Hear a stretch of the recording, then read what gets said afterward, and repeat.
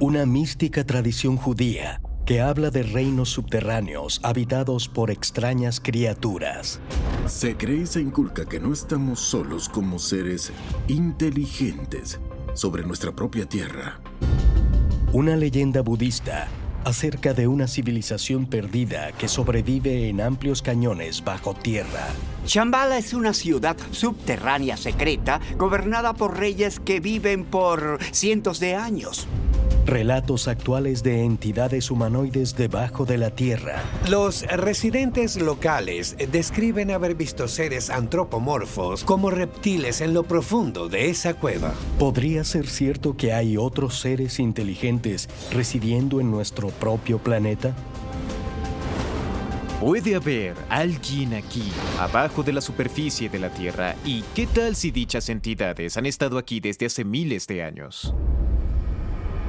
Existe un portal en el universo, más allá del cual yace la promesa de la verdad. Nos exige cuestionarnos todo lo que nos han enseñado. La evidencia nos rodea. El futuro está justo frente a nuestros ojos. No estamos solos. Nunca lo hemos estado. Secretos del interior de la Tierra. Merón, Israel. En esta histórica aldea montañosa de la Alta Galilea se halla una cueva sagrada que, luego del Muro de los Lamentos, es el lugar más frecuentado del judaísmo, con hasta 2 millones de visitas al año. Según la tradición hebrea, la caverna sirvió de hogar para el famoso rabino Shimon Bar Yochai en el siglo II de nuestra era, cuando Jerusalén era gobernada por el Imperio Romano.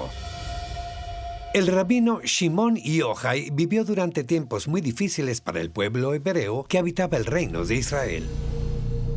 El emperador Adriano había perseguido a los judíos con gran violencia. Les prohibió estudiar la Torá, prohibió, bajo pena de muerte incluso, la iniciación de nuevos estudiantes de la Torá. Shimon Bar Yochai se atrevió a hablar en contra del imperio. Por ello los romanos lo catalogaron de criminal y lo persiguieron a muerte. El rabino Yochai huyó hacia el norte de Israel, a Galilea, donde se ocultó en una cueva por 13 años. Mientras se escondía en la cueva, recibió una cantidad tremenda de profunda sabiduría sagrada y secretos que le fueron revelados allí dentro, por nada menos que el inmortal profeta Elías. Si el rabino Bar Yochai realmente se encontró con el profeta Elías, como aseveró, estaríamos en presencia de un milagro, ya que Elías vivió en Judea casi 1000 años antes. Cuenta la tradición que Elías nunca murió. Sin embargo, se manifiesta para ayudar a quienes están en aprietos. De modo que el rabino Shimon Bar Yochai se comunicó con Elías y adquirió los secretos del universo. El rabino Bar Yochai comprendió que las enseñanzas del inmortal mensajero eran de suma importancia, pero a la vez sintió que éstas solo debían ser compartidas con un grupo reducido y confiable y no ser reveladas aún al público. Después de salir de la cueva, luego de que los romanos se olvidaran de él, reunió a sus discípulos y les enseñó los secretos que le habían sido revelados en su cautiverio. Entonces, aquella sabiduría pasó a ser escrita o transmitida de manera oral por siglos, durante 1000 años, hasta que un rabino español adquirió el conocimiento y decidió compartirlo con la humanidad. Hacia finales del siglo XIII, las escrituras secretas del rabino Shimon Bar Yochai finalmente fueron publicadas como el Zohar, un texto que sigue considerándose sagrado por millones de personas en todo el mundo y que forma parte fundamental de la tradición judía de la Cábala. Muchos suelen confundir la Cábala con el Zohar, pero no hay un libro llamado Cábala. El Zohar es el texto principal, así que Si alguien dice que está estudiando la Cábala, quiere decir que está leyendo el Zohar. De acuerdo con los practicantes de la Cábala, entre sus enseñanzas hay sabiduría antigua muy adelantada a su tiempo, como información relacionada con la teoría atómica moderna, la forma esférica de la Tierra y la existencia de otros sistemas solares. Pero de todas las enseñanzas cabalísticas, muchos opinan que la más profunda proviene de un pasaje del Zohar en el que se asegura que existen 7 tierras. Los textos cabalísticos dicen que hay múltiples mundos por ahí. De hecho, se habla de 7 tierras, cada una de ellas poseyendo su propio nombre. Y cuando yo escucho esto, me pregunto, ¿no sería posible que lo que haya allí sea una referencia a otros 6 planetas habitados en el resto de nuestra galaxia?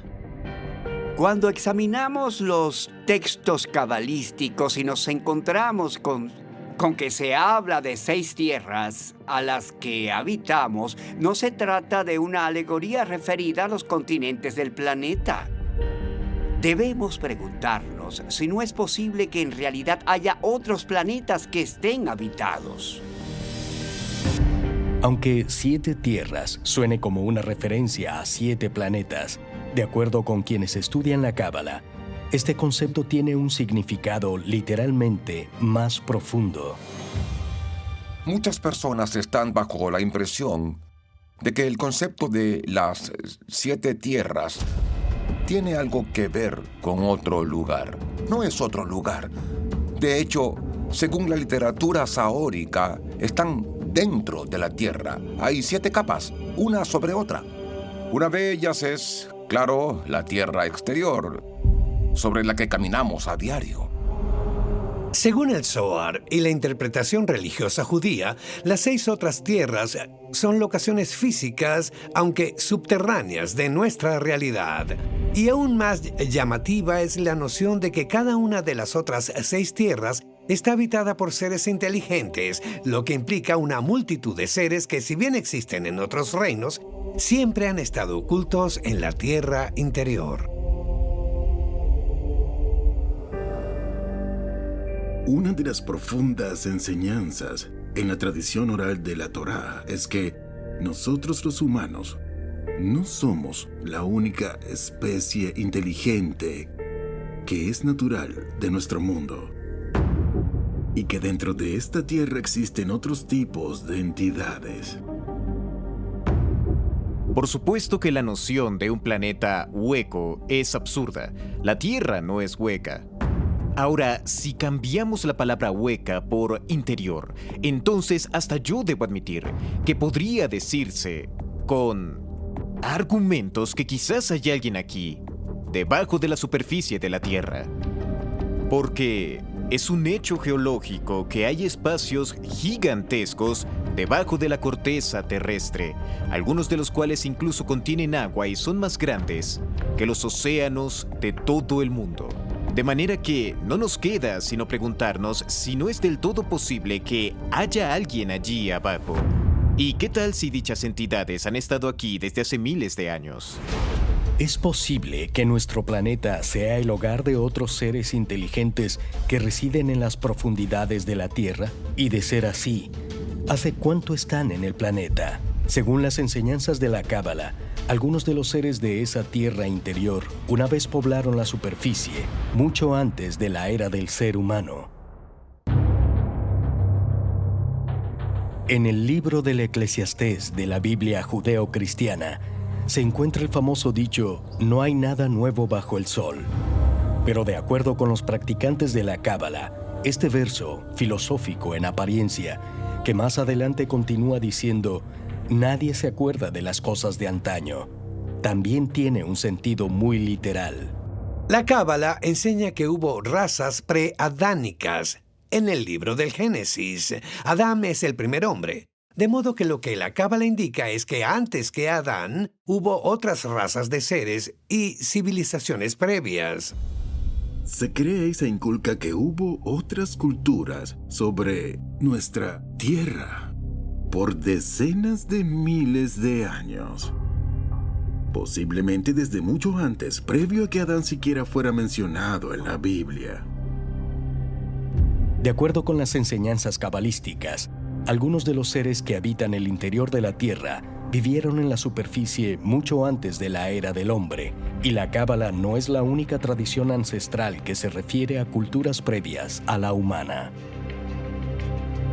Por todo nuestro planeta hay relatos de una civilización brillante, altamente técnica y altamente sofisticada que ya no está con nosotros. La historia de Lemuria es la de una civilización antigua, de una gran cultura que hizo enormes avances antes de que un clima terrible la borrara del mapa. La historia de la Atlántida es igual. Está en la Biblia y en la epopeya de Gilgamesh. Esto se compagina con el pensamiento griego de que hubo 5 edades. Los hindúes enseñan sobre los yugas, del ascenso y la caída de la civilización, en los que ésta alcanza grandes alturas para descender y luego volver a ascender. En el hinduismo hay ciclos de destrucción y renacimiento. Estamos en el 4, así que ya pasaron 3 etapas enteras antes. En las enseñanzas de los indígenas estadounidenses Hopi hay una cantidad de mundos y nosotros estamos en la 4ª realidad. Si la Tierra estuvo habitada por civilizaciones previas a la humana, ¿pudiese haber evidencia física de su existencia? Increíblemente, la ciencia ha hecho recientes identificaciones de anomalías en el registro geológico que podrían indicar que hubo culturas avanzadas en la Tierra hace millones de años. Actualmente hay científicos estudiando nuestro pasado geológico a través de un concepto que llaman tecnomarcadores, observando nuestra civilización y explicando que algún día todo lo que vemos a nuestro alrededor en el planeta quedará reducido a rocas y no será más que una delgada línea de sedimento en el registro geológico que, en el futuro, otra especie podrá ver y en retrospectiva entender que fuimos una civilización tecnológica gracias a que nuestros residuos contienen clorofluorocarburos y lo que hacen ahora es analizar ese registro. Y se han conseguido con una veta o línea de roca que tiene 56 millones de años de antigüedad y revela que en esa era había más carbono en el sedimento del que se supone debía haber, y de repente hubo un colapso geológico. ¿Cómo explicar esto sin alegar que debió haber algún tipo de civilización no humana que lo causó? La evidencia es muy clara. Algunos arqueólogos y geólogos también señalan al descubrimiento de artefactos extremadamente antiguos como prueba adicional de que hubo civilizaciones en la Tierra mucho antes de que hubiese humanos. Uno de tales objetos es el llamado artefacto de Kingudy, descubierto en Texas en 1936. Era un martillo prehistórico, si se quiere, pero con parte del mango aún en su lugar, y todo dentro de una roca muy vieja. El artefacto fue encontrado en la formación Travis, dentro de una piedra de arenisca que suele tardar unos 140 millones de años en formarse, lo que indica que el martillo tiene 140 millones de años de antigüedad. Pero, ¿de dónde salió? ¿Quién estuvo aquí hace 140 millones de años? Se han hallado numerosos fósiles y reliquias que desafían nuestra concepción del tiempo. Algunos hallazgos se han hecho en la zona de Antelope, en Utah, como aquella pisada de 200 millones de años.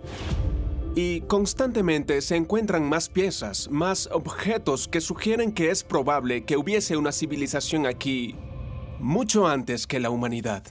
Si sucediera que, a consecuencia de algún cataclismo, ya sea de índole climática o de la inclinación del eje terrestre, o de la fulguración solar o algo así, o hasta algo como una guerra o algo así, y no quedara casi nadie con vida, pasadas 3 o 4 generaciones, nadie recordaría lo que había en el planeta hace unos 100 años.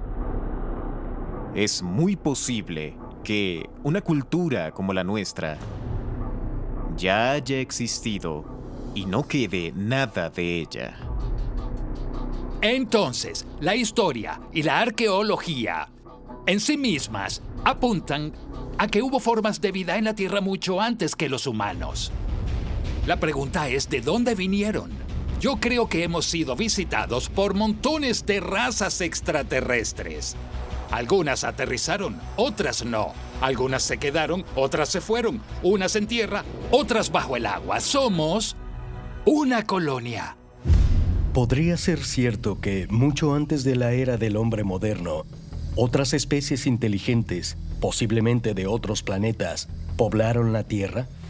Los teóricos de los antiguos astronautas dicen que sí, y se apoyan en las enseñanzas de la Cábala como evidencia de que algunas especies previas a la humana también coexistieron con la humanidad. Un ejemplo puede hallarse en el libro del Génesis de la Biblia, con la criatura descrita en el jardín del Edén como la serpiente. La serpiente no solo hablaba, sino que también se erguía. Tenía brazos, piernas y claramente intelecto. Es la descripción de una raza preadánica, terrestre y reptiliana. Una noción que hace eco en las leyendas y enseñanzas de culturas de todo el mundo. Es decir, una de las grandes civilizaciones preadánicas en la Biblia era reptiliana y humanoide. Y se trata de los llamados serafines. Si la representación en el jardín del Edén es la de una raza previa a la humana, ¿significa eso que ésta continuó habitando la Tierra tras la llegada de los primeros hombres?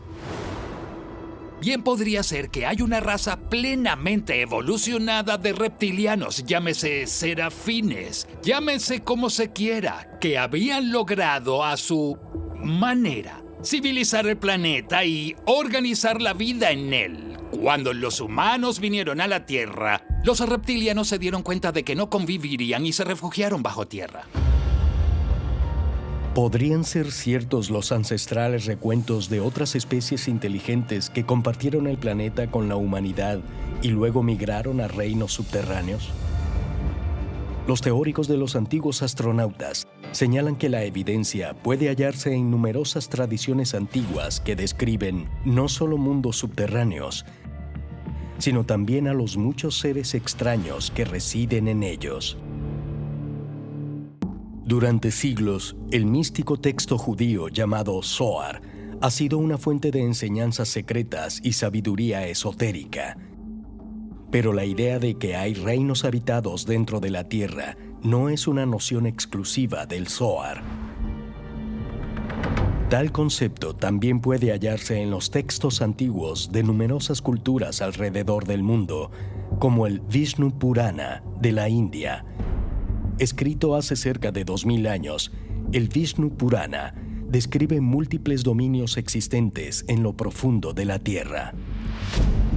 En la India se habla de un lugar llamado Patala, que se halla bajo la superficie de la Tierra y sucede que contiene varios reinos subterráneos que se cree están habitados por criaturas inteligentes. De hecho, sus mitos y su folclore están repletos de relatos de civilizaciones de la Tierra interior, al igual que el Zohar y la reconocida mitología griega. Todo es muy similar a las historias de los Tuatha de Danann. Los antiguos textos irlandeses cuentan cómo los Tuatha de Danann arribaron en aeronaves como sombras.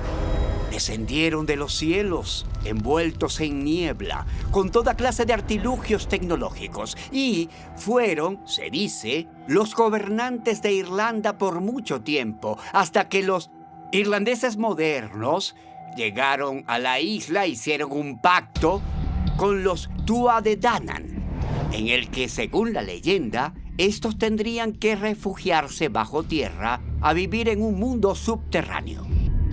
Hay otro relato en los textos sumerios. Los Anunnaki, su nombre lo dice, son dioses del cielo. Una de ellos, Inanna, viaja al inframundo. Así que estos dioses, aunque venían del cielo, terminan bajando no solo a la tierra, sino hasta dentro de ella. Un concepto entre diversas culturas. Muchas culturas ancestrales explicaban que los seres que vivían dentro de la Tierra no eran de la misma naturaleza física que los humanos, y tenían la habilidad de desplazarse sin problema entre nuestra realidad y la suya. En la cultura islámica existe el concepto de los jinn, término del que proviene la palabra genio. Seres que no son presencias angelicales, sino con categoría propia, no humanos, no divinos exactamente, sino algo en medio que pueden viajar de este mundo a otro y de vuelta, que a veces causan problemas y a veces ayudan a la gente. Se sabe que son originarios de los dominios del interior de la Tierra, y los cuerpos de los jinn están hechos solo de fuego y aire. Y pudiésemos pensar que son seres espirituales, pero nuestra tradición indica que no es el caso. Al igual que los hombres, se cuenta que comen, beben, procrean sexualmente y mueren, aunque son capaces de hacerse invisibles. Mientras que muchas tradiciones hablan de seres antropomorfos que habitan los reinos interiores de la Tierra, el Zohar dicta que, bajo la superficie, reside toda clase de entidades, algunas, de hecho, híbridas entre varias criaturas. El Zohar nos enseña que existen seres híbridos viviendo allí abajo, algunos de los cuales son mitad humanos, mitad animales. Hay seres con cuerpo de hombre y cabeza de león o cabeza de toro, cosa que hace alusión a las antiguas mitologías y leyendas. Los seres híbridos descritos en el Zohar, que aparentemente descendieron a la tierra interior, también aparecen en otras tradiciones ancestrales como criaturas que alguna vez deambularon por la superficie. En el antiguo Egipto hay registro de seres híbridos, incluyendo a Sot, el hombre ave, a Sekhmet, la diosa leona, y a Anubis, un humanoide con cabeza canina.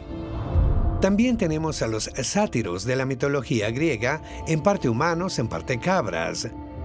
En Sumeria se hablaba de tritones y sirenas, así como de seres mitad humano, mitad serpiente. En la India, el dios más popular es Ganesh, de cuerpo humano y cabeza de elefante. Además de albergar híbridos, se piensa que el interior de la Tierra es el hogar de criaturas de fantasía que desde siempre han formado parte de mitos y leyendas globales. Según las antiguas enseñanzas, la Tierra interior está habitada por verdaderos dragones, de los que se habla en el libro de Job. El ave fénix, que arde hasta las cenizas en su nido para luego resucitar. Tal y como lo indica el libro de Job, también vive en el interior de la Tierra. Y se dice que hay unicornios reales, vivos hoy en día en la Tierra interior. Es posible que estas entidades del interior de la Tierra que aparecen y reaparecen en una tradición tras otra, en realidad fueran atestiguadas por nuestros ancestros miles de años atrás. A lo largo y ancho del mundo vemos representaciones en grabados antiguos, pinturas, estatuillas ancestrales, etc. Y no importa a qué cultura olvidada acudamos, siempre encontramos las mismas historias por todo el mundo. Y mientras más retrocedemos en el tiempo, más similares se vuelven estos relatos. Las culturas ancestrales tienen que haber podido ver a esos seres, o de otro modo, ¿por qué habría el hombre de retratarlos desde los inicios mismos de la lengua escrita? El Zohar, junto con otros relatos que hablan de seres inteligentes y criaturas fantásticas residiendo en la tierra interior, fueron escritos hace muchos siglos. Si tales historias son más que simple mitología, ¿seguirá habiendo entidades habitando el núcleo terrestre hoy en día? Tal vez puedan hallarse más pistas si examinamos los reportes más actuales de encuentros con extraños seres que emergen de cuevas. Provincia de Quang Binh, Vietnam, 1991. El leñador Ho Can descubre un misterioso acceso a una cueva de montaña oculta por denso follaje selvático. Los acantilados que conducen a la entrada son tan empinados que no le permiten explorar mucho más, pero no olvida la ubicación. Casi 2 décadas después, la Asociación Británica de Investigación de Cuevas finalmente explora la caverna, y lo que el equipo descubre es sorprendente. Es la cámara subterránea más grande del planeta. No es un simple cañón. Es todo un mundo bajo Vietnam. Adentro de la cueva la altura es de 40 pisos. Hay incluso un antiguo bosque, un flujo de agua que no es una laguna o un riachuelo, sino un río de verdad. En el interior de la caverna hay un ecosistema entero y en crecimiento. Y es tan profundo que parece ser la entrada a toda una realidad alterna. Este insospechado paisaje subterráneo, llamado Gruta de Son Dun, tiene un estimado de 3 millones de años de antigüedad. Se extiende bajo tierra por más de 9 kilómetros, y los numerosos puntos en que el techo de la cueva ha colapsado permiten el paso de luz solar, resultando en el crecimiento de árboles y otras formas de vegetación. Pero de acuerdo con los residentes de la zona, lo más notable de la Gruta de Son Dun son las extrañas criaturas que muchos aseguran viven dentro de ella. Los residentes locales dicen haber visto seres antropomorfos como reptiles emergiendo de la gruta de Son Dun y creen que los seres de hecho viven en lo profundo de la caverna. Lo fascinante aquí es que esos seres antropomorfos, como reptiles, se asemejan a los serafines o serpientes aladas de la tradición cabalística, los mismos serafines que según la cábala fueron a vivir a la tierra interior. Es posible que los reportes de reptilianos en la gruta de Son Dun sean encuentros con seres del interior de la Tierra. Aunque suene demasiado increíble para ser cierto, hay reportes hechos durante la Guerra de Vietnam en los años 70 en los que soldados estadounidenses se toparon con lo que describieron como lagartos erguidos que vivían en cuevas. Y las historias de seres reptilianos ocupando cavernas subterráneas pueden encontrarse a nivel global, inclusive al otro lado del mundo, en Cusco, Perú. Por todo el Perú, en las cercanías de Cusco en particular, hay muchas historias sobre un sistema de túneles que tiene que ver con una deidad, como serpiente alada llamada Amaru. Las propias autoridades peruanas decidieron que era muy peligroso que la gente ingresara a esos túneles, así que ubicaron todos los accesos que pudieron hallar alrededor de Cusco y los cerraron. Es un relato bien documentado de la historia del Perú. Si bien ha habido numerosos reportes en todo el mundo de reptilianos humanoides, hay otra entidad de la Tierra Interior descrita en el Zohar, que es avistada con incluso más frecuencia en tiempos modernos.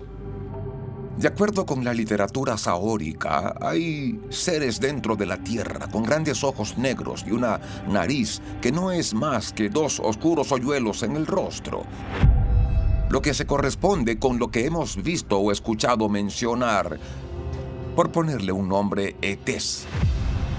Hay abundante evidencia de que estos seres que creemos que vienen de otro planeta no son extraterrestres, sino que provienen de dentro de nuestra propia Tierra. Las entidades de ojos negros que los ufólogos comúnmente denominan grises son los seres que los llamados abducidos reportan con mayor frecuencia, asegurando en muchas ocasiones haber sido trasladados a bordo de aeronaves en forma de platillos. ¿Podrían los llamados platillos voladores, tan a menudo citados en la actualidad, no venir del espacio exterior, sino del interior de la Tierra? En la opinión de algunos teóricos de los antiguos astronautas, esta noción es apoyada por los cuantiosos recuentos sobre ovnis que desaparecen al tocar tierra, a veces al volar directamente hacia una montaña. De hecho, uno de los primeros avistamientos de ovnis registrados involucra a todo un escuadrón de vehículos que parecieron entrar a un volcán.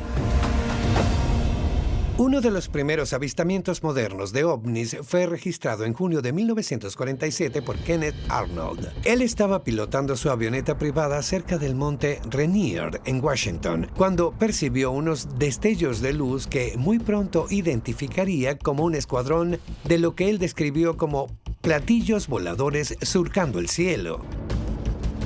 Los siguió hasta que desaparecieron junto al monte Adams, otro volcán que también ha sido sede de muchos avistamientos de ovnis. ¿Es posible que el monte Rainier y el monte Adams sean puntos de ingreso utilizados por estos objetos hacia otros dominios? El que aquellas aeronaves entraran al monte Rainier o al monte Adams no les parecería inusual a los expertos en ovnis. Alrededor del mundo, montañas como el pico Bugarache al sur de Francia o el monte Mussini al norte de Italia son lugares donde se reportan avistamientos de ovnis entrando en ellos.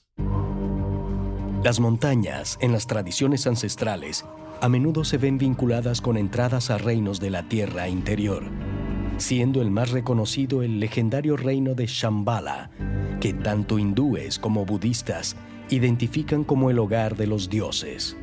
Muchos opinan que el acceso a este paraje subterráneo se encuentra entre las ruinas del reino perdido de Guge, sobre el monte Kailash en el Tíbet. Shambhala, aún se cree, existe bajo tierra y es gobernada por reyes que viven por cientos de años. Cuenta con tecnología maravillosa, electricidad, aeronaves y, además, parte del mito sobre Shambhala es que son los guías de la humanidad, que es lo que creemos de los alienígenas. Algunos han sugerido que Shambhala, la ciudad oculta, se halla en el monte Kailash o cerca de allí. Guge, muy próxima al monte Kailash, es una extraña fortaleza construida encima de una montaña piramidal. Y ese bastión de Guge tenía toda clase de túneles y escaleras escondidas que conducían bajo tierra y se perdían dentro de la montaña. De manera que cuando los arqueólogos ingresaron, quedaron asombrados ante el hecho de que Guge parecía ser un portal hacia lo profundo de la tierra. Lo que la gente especula es que si se avanza lo suficiente por esos túneles bajo tierra, eventualmente se llegará a esa ciudad escondida de Shambhala, una ciudad activa, llena de luz y energía. Aunque ha habido numerosos reportes de ovnis cerca del monte Kailash, ningún explorador ha podido dar con el mítico reino subterráneo de Shambhala.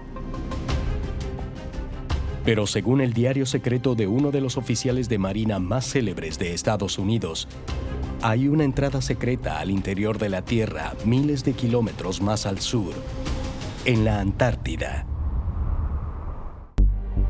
Agosto de 1946. El respetado oficial de marina estadounidense, explorador y almirante Richard Byrd, uno de los primeros pilotos en sobrevolar ambos polos, norte y sur, organiza la operación High Jump, la más grande expedición jamás hecha a la Antártida, con 13 buques, 23 aeronaves y más de 4.700 oficiales militares. Fue algo muy importante. Tan pronto concluyó la Segunda Guerra Mundial, al almirante Byrd se le pidió ensamblar una gran armada para una misión de 4 meses. Debían zarpar en diciembre y pasar enero, febrero y marzo cumpliendo con una lista de objetivos militares, pero hacia finales de febrero algo ocurrió. Uno de los objetivos oficiales de la misión era investigar lugares donde emplazar potenciales bases militares en la Antártida, pero durante sus exploraciones, al parecer, el almirante Byrd se tomó con algo totalmente inesperado. Se dice que este relato proviene de su diario, no de su reporte oficial de misión, sino que es algo que no quiso hacer público y que luego fue suprimido por autoridades gubernamentales que lo consideraron aterrador. En su diario, descubierto por su hijo luego de su muerte, el almirante Byrd narra una historia extraordinaria. El almirante Byrd escuchó que había un acceso al centro de la Tierra a través del Polo Sur. Así que llevó aviones bajo el Polo Sur. Y al hacerlo, descubrió que al sobrevolar el polo, de repente empezó a ver cosas que no debían estar allí. Para empezar, un clima templado hizo que su escuadrón volara bajo la Tierra, dentro de la Tierra. Y de repente se encuentra en un área de exuberante vegetación, incrédulo ante lo que ven sus ojos. Pero eso es solo el principio de su excepcional relato, porque de pronto se encuentra con una reluciente ciudad arcoíris hecha de cristal. Algo toma el control de su aeronave y de pronto ve objetos con forma de disco volando a su alrededor que lo conducen a tierra. A partir desde donde es conducido a una zona cavernosa, donde conoce a un ser al que en su diario él se refiere como el maestro. El maestro le dice que están muy decepcionados de lo que los humanos hacen con las armas nucleares, habiendo destruido recientemente Hiroshima y Nagasaki, y que están seriamente preocupados por los eventos de la superficie del planeta. Y le dice al almirante Byrd que espera que la humanidad cese en estas acciones. Para los investigadores de ovnis, el relato del diario del almirante Byrd es particularmente significativo, debido a que la era moderna de los ovnis comenzó justo después de la Segunda Guerra Mundial y la detonación de las primeras bombas atómicas. Además, se sabe que un elevado número de avistamientos de ovnis ha sido reportado en las cercanías de silos de misiles nucleares. Lo relatado por el almirante Byrd es congruente con las historias que escuchamos de un sinfín de testigos de seres del tipo angelical o extraterrestre que muestran gran preocupación por lo que el hombre hace con las armas nucleares. Solo pregúntenle a cualquier oficial de la Fuerza Aérea apostado en un silo de misiles estadounidense si nunca han visto cómo el silo o el misil en sí es desactivado por lo que cualquiera describiría como seres extraterrestres. Hay una preocupación inmensa de que no bien podríamos terminar autodestruyéndonos, sino que pudiésemos dañar nuestro mundo que también es el suyo. Si el diario secreto del almirante Byrd es genuino, ¿acaso revela no solo que hay seres altamente avanzados viviendo dentro de la Tierra, sino que a la vez están monitoreando lo que sucede en la superficie?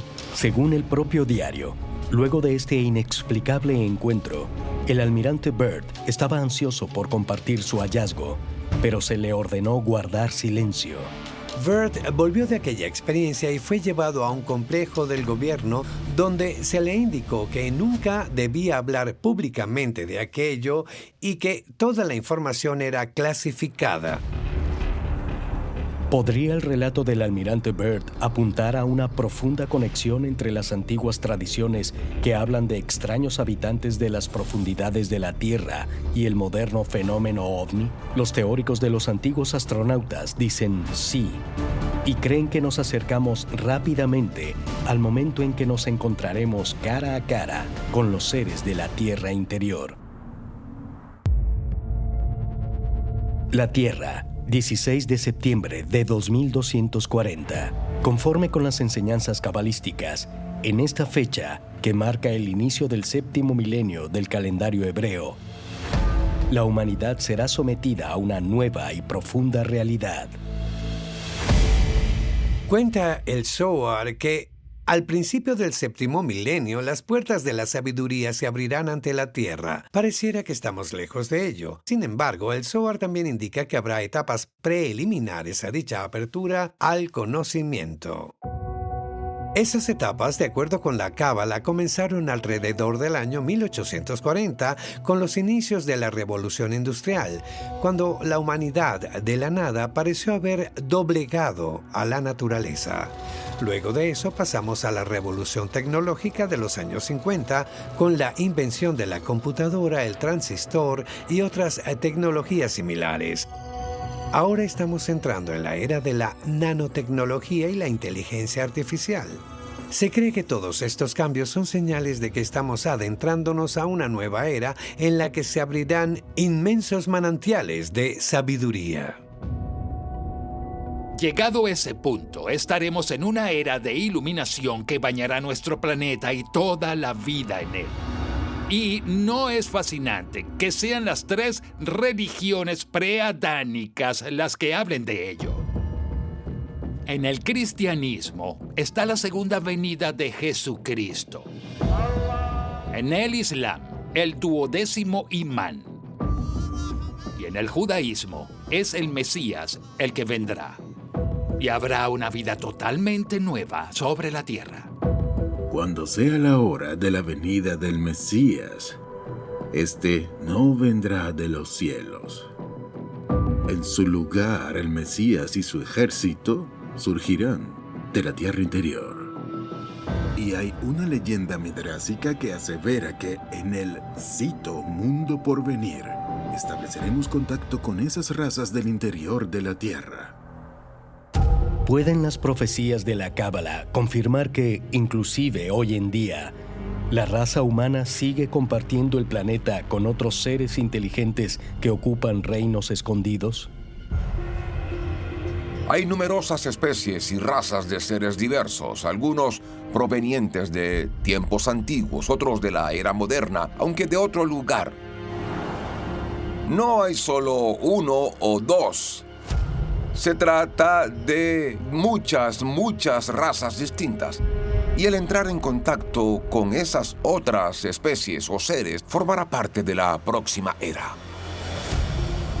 El propósito de las enseñanzas en las tradiciones místicas es proporcionar luz y redirigirnos de vuelta a la comunicación con los dominios más elevados, porque no estamos solos como seres inteligentes sobre nuestra propia tierra. ¿Está la humanidad acercándose velozmente al día en que los secretos del interior de la Tierra sean revelados? ¿Hemos estado compartiendo el planeta con otras formas de vida inteligente durante miles de años?